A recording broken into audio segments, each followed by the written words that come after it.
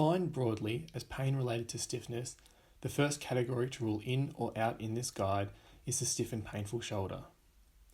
With the stiff and painful shoulder, the main structure we're looking at as the source of the pain is the glenohumeral joint itself.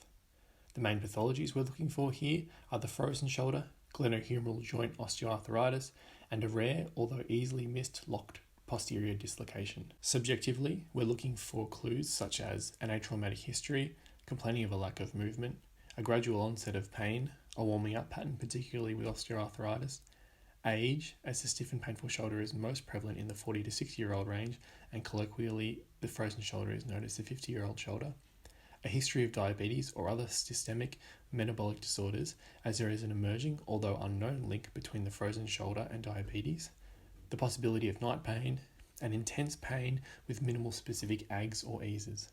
To rule in the likelihood of a stiff and painful shoulder, the key objective findings will be significant and equal loss of both passive range of motion and active range of motion.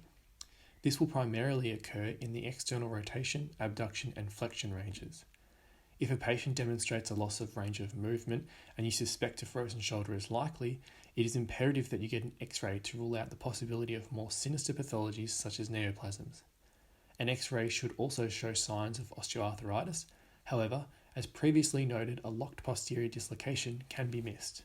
For the purposes of this guide, the treatment pathway of the stiff and painful shoulder will focus on the frozen shoulder because it is the most common presentation of a stiff shoulder. With some variation in pathology management, exercise principles guiding the management of a shoulder with osteoarthritis won't differ too wildly from that of a frozen shoulder, while a posterior dislocation can be managed according to the principles of the unstable shoulder category, which are beyond the scope of this guide.